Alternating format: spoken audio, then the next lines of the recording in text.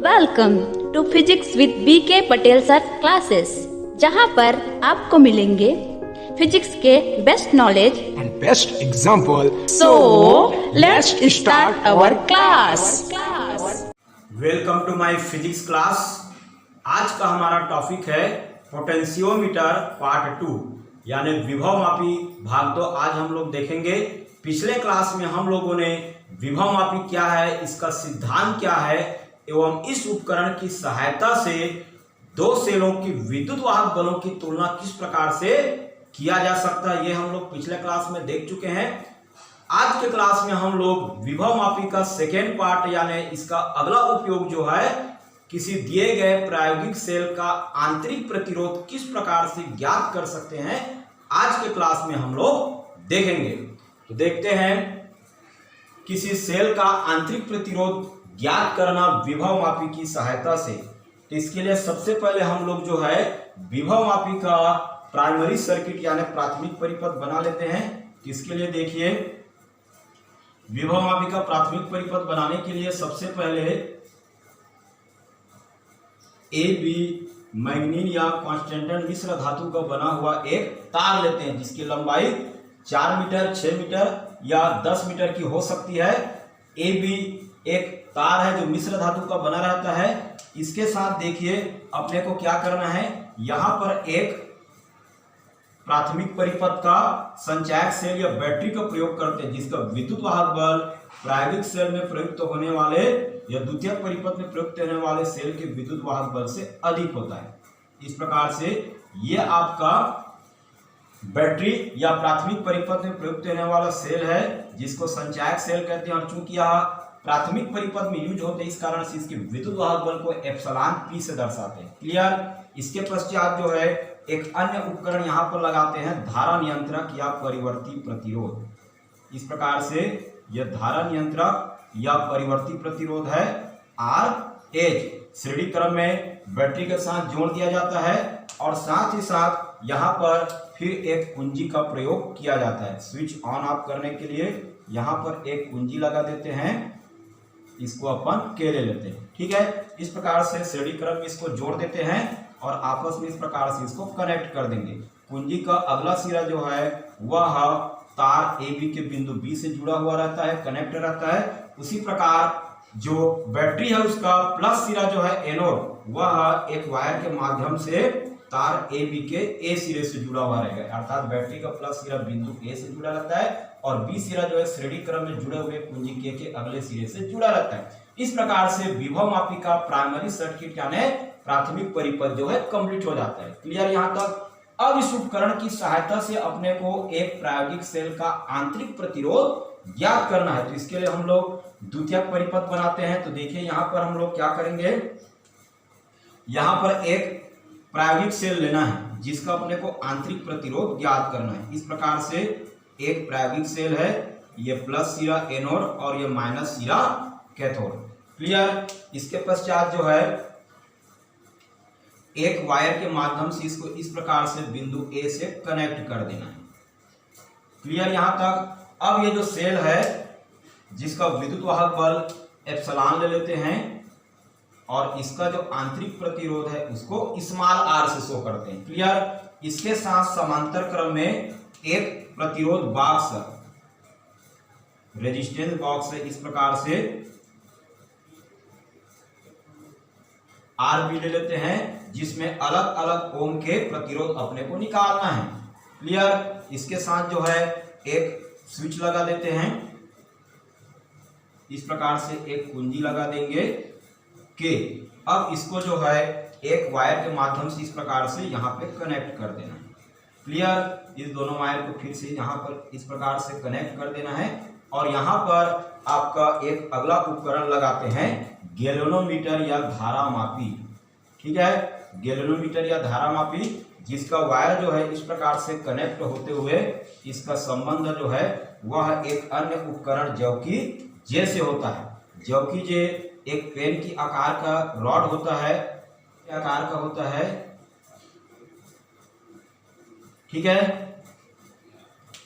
तो जौकी को जो है इस प्रकार से तार ए बी में अपने को स्पर्श करवाना है और विक्षेप नोट करना है। इस प्रकार से ये आपका द्वितीयक परिपथ है, जिसमें हम लोग जो है एक रेजिस्टेंस बॉक्स जो है एक प्रायोगिक सेल एप्सिलॉन के साथ समांतर क्रम में जोड़ा गया है। अब क्या होता है देखिए, इसमें जबकि जे को तार AB में स्पर्श कराना है, लेफ्ट साइड में स्पर्श कराएंगे तो विक्षेप लेफ्ट में आएगा गैल्वेनोमीटर में, राइट साइड में विक्षेप करवाएंगे तो राइट साइड में आएगा। जब इसको एक स्थिति ऐसा आता है लगभग मध्य में कि गैल्वेनोमीटर या धारा मापी में विक्षेप शून्य होता है, इसको संतुलन की स्थिति कहते हैं। पिछले क्लास में बताया गया था कि संतुलन बिंदु तभी प्राप्त होता है जब प्राथमिक परिपथ में प्रयुक्त होने वाला बैटरी का विद्युत वाहक बल द्वितीयक परिपथ में प्रयुक्त होने वाले बैटरी के विद्युत वाहक बल एप्सिलॉन से अधिक होता है, अर्थात एप्सिलॉन P बड़ा होगा एप्सिलॉन से। तो जब A से B की ओर अपन जाते जाएंगे तो इसका विभव में पतन होगा और एक बिंदु पर एक निश्चित लंबाई पर ये जो आपका विद्युत वाहक बल एप्सिलॉन P है, इसका मान कम होते होते इस बिंदु पर आपका द्वितीयक परिपथ में प्रयुक्त होने वाले प्रायोगिक सेल के विद्युत वाहक बल के बराबर हो जाएगा, अर्थात दोनों का विभवांतर समान हो जाएगा। उस कंडीशन में इस बिंदु से यहां तक इस बिंदु के लिए इसमें कोई भी विक्षेप नहीं होगा, अर्थात धारा प्रवाहित नहीं होगा। इस बिंदु को संतुलन बिंदु कहते हैं, इसको C से दर्शाते हैं, और यहां से यहां तक की दूरी को संतुलन बिंदु की लंबाई अर्थात की L से शो करते हैं। तो इस प्रकार से देखते हैं इसके लिए।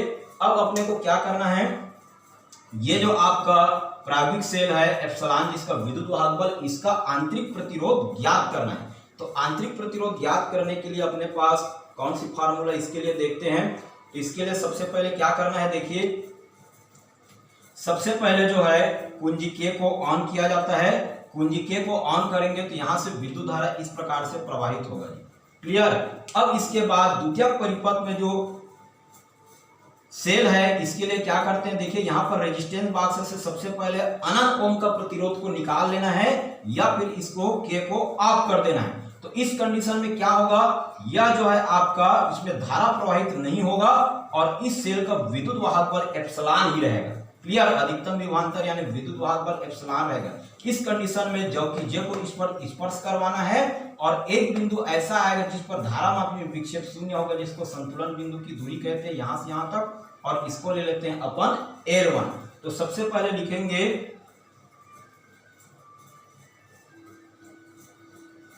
सेल के विद्युत वाहक बल जब एप्सिलॉन है तो सेल के विद्युत वाहक बल एप्सिलॉन के लिए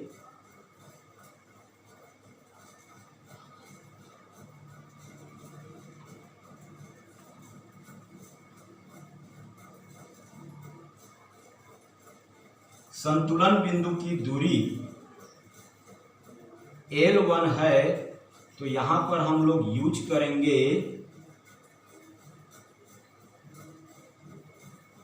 विभव मापी के सिद्धांत से। तो विभव मापी का सिद्धांत पिछले क्लास में देख चुके थे। सेल का विद्युत वाहक बल एप्सिलॉन है तो इसके लिए विभव प्रवर्तक के और संतुलन बिंदु की दूरी L1 के गुणनफल के बराबर, अर्थात epsilon is equal to K L1। इसको ले लेते हैं अपन इक्वेशन फर्स्ट। क्लियर यहां पर। अब इसके बाद देखिए क्या करना है अपने को, इसके बाद जो अनंत ओम का प्रतिरोध निकाले थे रेजिस्टेंस बॉक्स से उसको लगा देना है या फिर स्विच को ऑन कर देना है, और कोई ज्ञात प्रतिरोध ज्ञात ओम वाला प्रतिरोध रेजिस्टेंस बॉक्स से अपन निकालेंगे 2 ओम 3 ओम 4 ओम इस प्रकार से। अब निकालने के पश्चात क्या होगा, ये परिपथ काम करेगा, अर्थात सेल काम करेगा, अर्थात इसमें धारा प्रवाहित होगा और इसका जो विद्युत वाहक बल है वो घट के टर्मिनल विभवांतर V के बराबर हो जाएगा। अर्थात जब सेल का विद्युत वाहक बल के टर्मिनल विभवांतर V हो जाएगा, उस कंडीशन में फिर से हमको जबकि J को AB पर स्पर्श कराना है और एक स्थिति ऐसा आएगा जिस पर जो है धारा मापी में विक्षेप शून्य हो जाता है, अर्थात कोई धारा प्रवाहित नहीं होगा, उसको संतुलन बिंदु कहेंगे। और उस समय यहां से यहां तक की जो लंबाई है उसको L2 से शो करते हैं। क्लियर। तो यहां पर देखिए लिखेंगे अपन टर्मिनल विभवांतर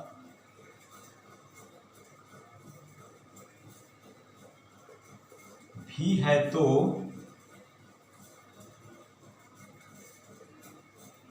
इस स्थिति में संतुलन बिंदु की दूरी कितना प्राप्त होता है, L2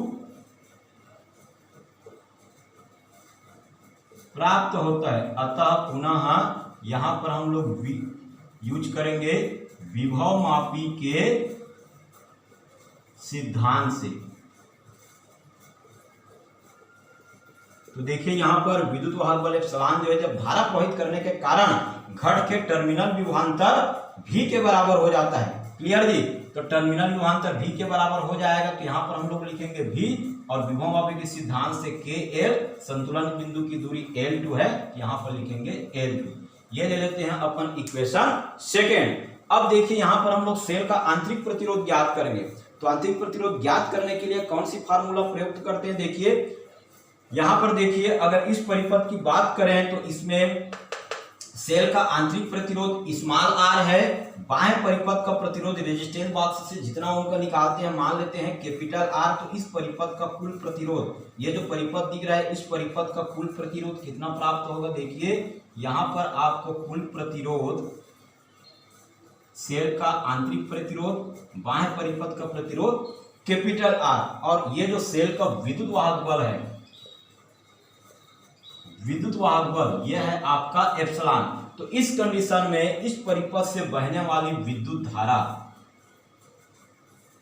तो देखिए विद्युत धारा I = V/R, V यानी विभवांतर या अधिकतम विभवांतर, विद्युत वाहक बल एप्सिलॉन, R माने प्रतिरोध, परिपथ का कुल प्रतिरोध small r plus capital R। लेकिन अपने को पता है चूंकि ओम्स के नियम से यह होता है R = V/I, तो I = कितना प्राप्त होगा अपने को? V/R। तो यहां पर हम लोग लिख लेते हैं V/R = epsilon small r plus capital R। Clear यहां तक? अब इसको क्या करना है? क्रॉस मल्टीप्लीकेशन करेंगे तो ये हो जाएगा V/r plus V capital R, और ये हो जाएगा आपका एप्सिलॉन R। क्लियर यहां तक? अब जब इसको आगे सॉल्व करेंगे तो क्या प्राप्त होगा? देखिए यहां पर हमको आंतरिक प्रतिरोध निकालना है तो VR = एप्सिलॉन R। अब देखिए प्लस VR उधर जाके क्या हो जाएगा? माइनस VR, तो ये V × R = यहां से देखिए R कॉमन निकलेगा तो एप्सिलॉन माइनस V। यहां पर आंतरिक प्रतिरोध R = ये V नीचे आ जाएगा तो एप्सिलॉन माइनस V/V। तो ये हो जाएगा R = एप्सिलॉन/V और माइनस V/V करेंगे एक बार तो ये। तो इस प्रकार से इस फार्मूला की सहायता से जो है हम लोग दिए गए प्रायोगिक सेल का आंतरिक प्रतिरोध ज्ञात कर सकते हैं। क्लियर? इस फार्मूला का यहां पर हम लोग यूज करते हैं। तो देखिए यहां पर क्या लिखेंगे? अतः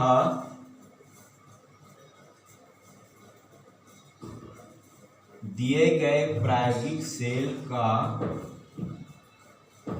आंतरिक प्रतिरोध, यहां पर देखिए दिए गए सेल का आंतरिक प्रतिरोध स्मॉल r = इस फार्मूला का प्रयोग करेंगे, बाह्य परिपथ का प्रतिरोध कैपिटल R, सेल का विद्युत वाहक बल एप्सिलॉन, उसका टर्मिनल विभवांतर V और यहां पर -1। तो आंतरिक प्रतिरोध स्मॉल r = बाह्य परिपथ का प्रतिरोध कैपिटल R एप्सिलॉन। तो देखिए यहाँ पर विद्युत वाहक बल एप्सिलॉन का वैल्यू है समीकरण 1 से KL1 V, तो V की जगह में लिखेंगे KL2 और इधर -1। ये हो जाएगा दिए गए सेल का आंतरिक प्रतिरोध स्मॉल r, बाह्य परिपथ का प्रतिरोध कैपिटल R, K और K कैंसिल होगा तो L1/L2 और इधर -1। तो इस प्रकार से इस फार्मूला या संबंध की सहायता से दिए गए प्रायोगिक सेल का आंतरिक प्रतिरोध ज्ञात किया जा सकता है। इसके लिए हम लोग प्रतिरोध बॉक्स से जितने रेजिस्टेंस का प्रतिरोध निकालना है, अलग अलग स्थितियों में इसका मान रखना है, और जब विद्युत वाहक बल एप्सिलॉन है इस स्थिति में संतुलन बिंदु की दूरी L1, और जब उससे धारा ले रहे हैं तो इस कंडीशन में उसका जो विद्युत वाहक बल घट के टर्मिनल विभवांतर V के बराबर हो जाता है, उस स्थिति में संतुलन बिंदु की दूरी L2 का वैल्यू इस समीकरण 3 में रखकर हम लोग दिए गए प्रायोगिक सेल का आंतरिक प्रतिरोध ज्ञात कर सकते हैं। क्लियर यहां तक? अब इसके बाद देखिए एग्जाम में आपका क्वेश्चन आता है विभव मापी की सहायता से दिए गए प्रायोगिक सेल का आंतरिक प्रतिरोध ज्ञात कीजिए। तो इसके लिए सबसे पहले आता है 1 नंबर का इलेक्ट्रिक सर्किट। तो इस प्रकार से आपको इलेक्ट्रिक सर्किट बनाना है। इस प्रकार से 1 नंबर का इलेक्ट्रिक सर्किट,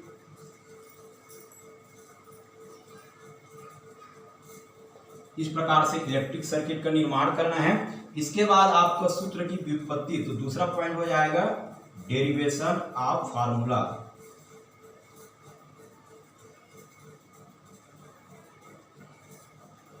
ठीक है, इस प्रकार से तीसरा अपने को जरूरत पड़ता है ऑब्जर्वेशन टेबल की। तो इसके लिए ऑब्जर्वेशन टेबल इस प्रकार से बनाया जा सकता है।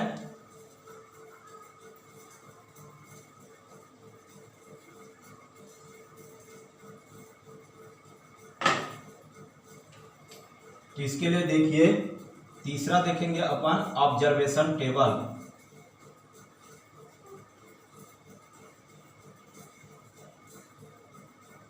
तो ऑब्जर्वेशन टेबल बनाना एकदम आसान है। जिसको अपने को जरूरत चाहिए, क्या क्या चाहिए, जो राशियों की जरूरत है वहां पर लिखेंगे। तो सबसे पहले लिखते हैं अपन क्रमांक। इसके बाद देखिए आर की चाहिए, अर्थात बाह्य परिपथ का प्रतिरोध आर।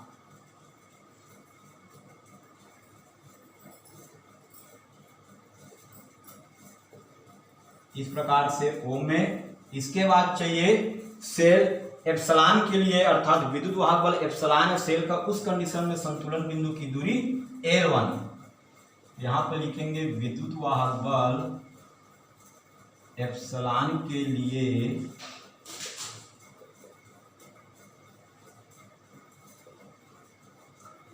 संतुलन बिंदु की दूरी यहां पर चाहिए L1 सेंटीमीटर। क्लियर। इसके बाद क्या चाहिए, L2 यानी टर्मिनल विभवांतर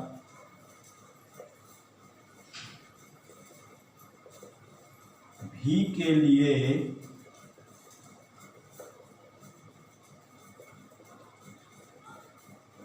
संतुलन बिंदु की दूरी L2 सेंटीमीटर में। और इन सभी वैल्यू को इस इक्वेशन में रख देंगे, small r is equal to capital R, और ये L1 अपान L2 माइनस 1।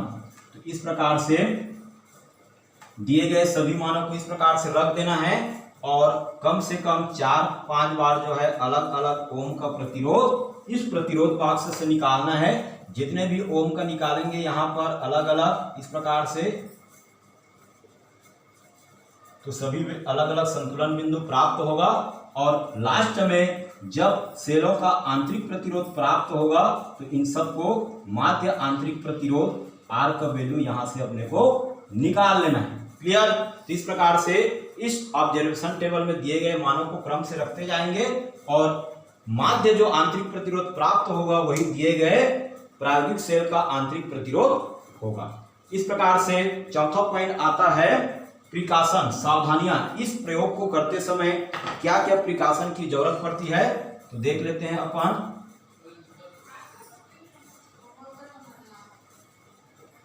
तो देखिए क्या क्या प्रिकॉशन की जरूरत पड़ेगा।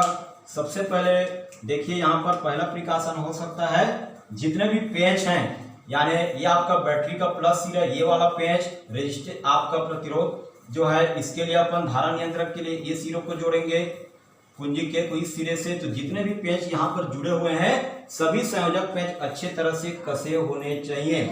अपने को विद्युत धारा तभी प्रवाहित करनी चाहिए जब प्रेक्षण ले रहे हैं, अन्यथा तार गर्म हो जाएगा। गर्म होने के कारण व्यास एक समान नहीं रहेगा और सही आंतरिक प्रतिरोध ज्ञात नहीं हो सकता। तीसरा हो सकता है देखिए प्राथमिक परिपथ में जो प्रयुक्त होने वाला संचायक सेल या बैटरी है, इसका विद्युत वाहक बल को द्वितीयक परिपथ में प्रयुक्त होने वाले सेल के विद्युत वाहक बल से हमेशा अधिक होने चाहिए, तभी संतुलन बिंदु प्राप्त होगा, अन्यथा ए और बी में कहीं भी संतुलन बिंदु प्राप्त नहीं हो पाएगा। चौथा देखिए यहाँ पर प्राथमिक परिपथ में प्रयुक्त होने वाले सेल या बैटरी और द्वितीयक परिपथ में प्रयुक्त होने वाले सेल जो है, इसका प्लस सिरा हमेशा एक ही बिंदु ए से जुड़ा होना चाहिए, तभी अपने को ए और बी के मध्य संतुलन बिंदु प्राप्त होगा। पांचवा देखिए यहाँ पे जबकि जे को तार ए बी में रगड़ के नहीं चलाना है, अलग अलग उठा उठा के रखना है। क्लियर जी। रगड़ के चलाएंगे तो तार घिसेगा और व्यास एक समान नहीं हो पाएगा, जिसके चलते जो है इसके रेजिस्टेंस में परिवर्तन होगा और ए और बी की भी आंतरिक प्रतिरोध ज्ञात करते समय हमने को सही स्थिति प्राप्त नहीं होगा। और 6 ये हो सकता है, देखिए धारा मापी को क्षतिग्रस्त होने से बचाने के लिए अर्थात सुरक्षा के लिए सन का प्रयोग करते हैं। सन के प्रयोग से जो है अधिकतम धारा जो है सन में जाएगा और धारा मापी क्षतिग्रस्त होने से बच जाएगा। तो इस प्रकार से कुछ प्रिकॉशन इसको ध्यान में रखना है और सही ऑब्जर्वेशन टेबल को भर के प्रयोग करके हम लोग जो है दिए गए प्रायोगिक सेल का आंतरिक प्रतिरोध विभव मापी की सहायता से ज्ञात कर सकते हैं। क्लियर। इस प्रकार से पोटेंशियोमीटर का सेकेंड पार्ट यहाँ कंप्लीट होता है और मुझे आशा है कि आज की क्लास आप लोगों को पसंद आया होगा। फिजिक्स के और भी नॉलेज के लिए इसी प्रकार से मेरी YouTube क्लास को देखते रहिए। Thank you. All physics students, please like, comment, share and subscribe and press the bell icon जिससे आपको वीडियो का नोटिफिकेशन सबसे पहले मिल सके। Thank you for watching our video.